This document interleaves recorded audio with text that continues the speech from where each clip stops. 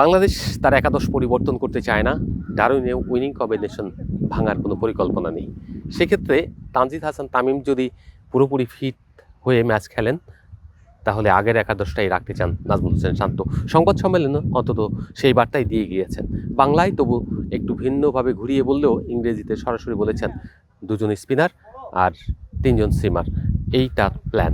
তো সেই যদি হয় তাহলে এই ম্যাকাই টেস্টে অপরিবর্তিত দল নিয়ে খেলার সম্ভাবনা অনেক বেশি। দর্শক সমকালের ফেসবুক পেজ এবং ইউটিউব চ্যানেলে আপনাদেরকে স্বাগত। আমি সিকান্দার আলী, ম্যাকাই থেকে যুক্ত হয়েছি। বাংলাদেশ দল অত্যন্ত ভালো ক্রিকেট খেলেছে।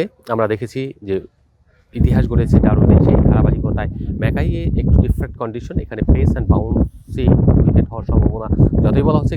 One parcel, more ways to send. Pathao parcel has expanded. Explore the new parcel. কিন্তু নাজমুল হোসেন শান্ত যেটা সংবাদ সম্মেলনে বলে গেলেন, তিনি বলেছেন যে উইকেট দেখার পরে তার মনে হয়েছে এটা একটা স্পোর্টিং উইকেট হবে। এখানে পেস বা বাউন্স ওইরকম যেটা ধারণা করা হচ্ছে যে গেবার মতো একেবারে 2 দিনেই টেস্ট শেষ হয়ে যাবে, সেরকম কিছু না।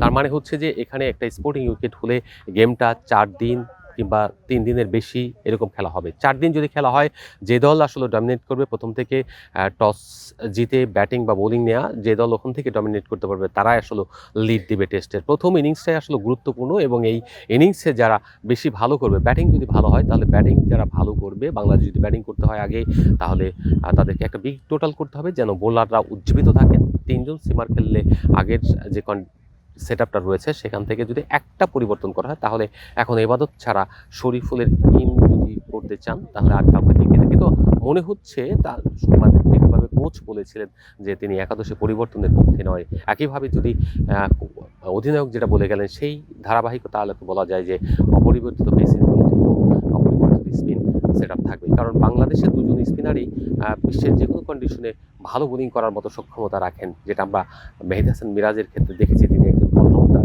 তার সঙ্গে তাইজুল বাহাদি, তিনি যে কোনো কন্ডিশনে ভালো বোলিং করেন সবসময়। সবচেয়ে বড় ব্যাপার হচ্ছে তিনি অনেক ওভার করতে পারেন। এই যে অনেক ওভার করতে পারে এরকম একজন বোলার কিন্তু দলে থাকা বা একাদশে থাকা খুবই ইম্পর্টেন্ট। তো সেই জায়গা থেকে বলা যায় যে বাংলাদেশ এই টেস্টেও আপনার ম্যাকাইও অপরিচিত একটা সেট আপ নিয়ে খেলার সম্ভাবনা অনেক বেশি।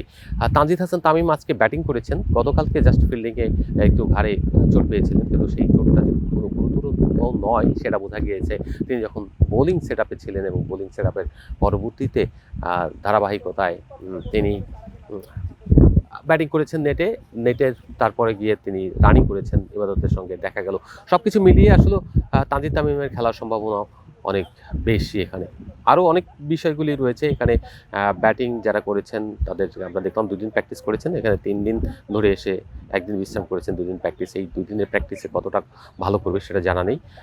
তারপরেও যেটা হচ্ছে নাজমুল হোসেন শান্ত তিনি বলেছেন যে এরকম কন্ডিশন যে একটু সুইমিং হবে, একটু অ্যাটাকিং মুড থাকবে, সেই সব পরিস্থিতি ফেস করার জন্যই তারা স্ল্যাব বা অন্য যে কোনো কন্ডিশনে এরকম প্র্যাকটিস করেছেন। এই ধারাবাহিক প্র্যাকটিসের কারণেই কিন্তু তারা এখানে সাকসেস হবেন বলে আশা করা হচ্ছে এবং তারা নিজেরাও বলেছেন যে আমরা খুব ভালো একটা ক্রিকেট খেলার জন্য যেরকম মুডের প্রয়োজন হয় সেই মুডটা আমরা এনেছি এবং আমাদের চেষ্টা থাকবে যে এখানে ধারাবাহিকভাবে যে খেলাটা এবং কন্ডিশন অনুযায়ী যে মুড চেঞ্জ করা এবং খেলার যে প্যাটার্নটা আসে সেই প্যাটার্নটাকে দাঁড় করানো, এবং বাংলাদেশ সেটা পারবে বলেই মনে করা হচ্ছে।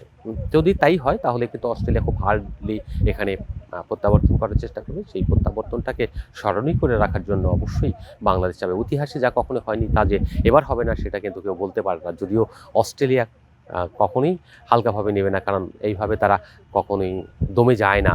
তারা সবসময় চেষ্টা করে একবার যদি পিছিয়ে পড়ে আবার বাউন্স ব্যাক করতে। এই টেস্টে টসটাও একটা গুরুত্বপূর্ণ জায়গা।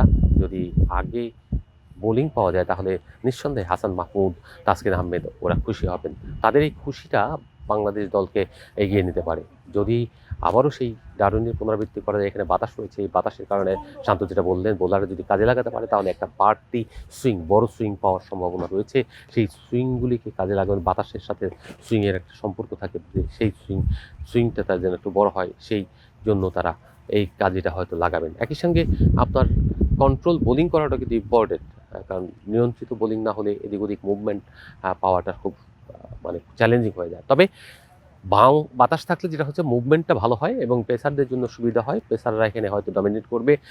কোনো কারণে তিনি বলে গেছেন যদি পরিবর্তন করতেই হয় তাহলে টসের আগে উইকেট দেখে তিনি ভালো করে বুঝে নেবেন এবং চূড়ান্তভাবে সিদ্ধান্ত নেবেন। অস্ট্রেলিয়ান সাংবাদিকরা জিজ্ঞেস করেছিলেন অধিনায়ককে যে যেহেতু এখানে একটু পেস অ্যান্ড বাউন্সি হবে সেই জন্য কি তারা 4 জন সিমার খেলাবে কিনা। শান্ত বলেছেন যে আমাদের 5 জন সিমার রয়েছে, তবে এখান থেকে যে কোনো 4 জন বা 5 জন খেলানোর মতো সক্ষমতা রয়েছে। তবে 5 জন তো আর খেলতে পারবে না, কারণ 11 জনের একটা দল হয়। 11 জনের দলের মধ্যে আপনার 6 জন যদি ব্যাটার থাকে তাহলে 4টা বোলার থাকবে আর একজন অলরাউন্ডার মেহেদী হাসান মিরাজ। সেই দিক থেকে বলবো যে বাংলাদেশের একাদশ একেবারে শরীফুলদের নিয়ে একটু আলোচনা, বাদ বাকি সবই হয়তো রয়েছে। সৌম্য সরকারকে যদি খেলতে হয় তিনি ভালোভাবে প্রস্তুত রয়েছেন, তার প্রস্তুতি আমরা গত 2 দিন দেখেছি, তিনি একাগ্র, দারুণ একাগ্র। তবে তানজিদ তামিম হয়তো টেস্টটা মিস করতে চাইবেন না। তার নেট সেশন এবং রানিং দেখে মনে হয়েছে তিনি আসলে খেলার মুডে রয়েছেন এবং শান্ত সেটাই বলেছেন যে তিনি পারবেন এবং সেভাবে কালকে সকালে মেডিকেলি ভাষায় শেষ পর্যন্ত তার জন্য অপেক্ষা এবং সেই কাল ম্যাচের আগের সকাল পর্যন্ত তারা অপেক্ষা করবেন। তবে অপেক্ষা এবং সেটা হয়তো মেডিকেলি তিনি ফিট এটা বলা যেতে পারে, কারণ হচ্ছে যে একটু আধটু তো সমস্যা শরীরে থাকেই, মুশফিকুর রহিমেরও ছিল সেটা নিয়ে, কিন্তু কোনো কিছু আসলে ইনজুরি বা দুশ্চিন্তা করার মতো কোনো কিছু ঘটেনি।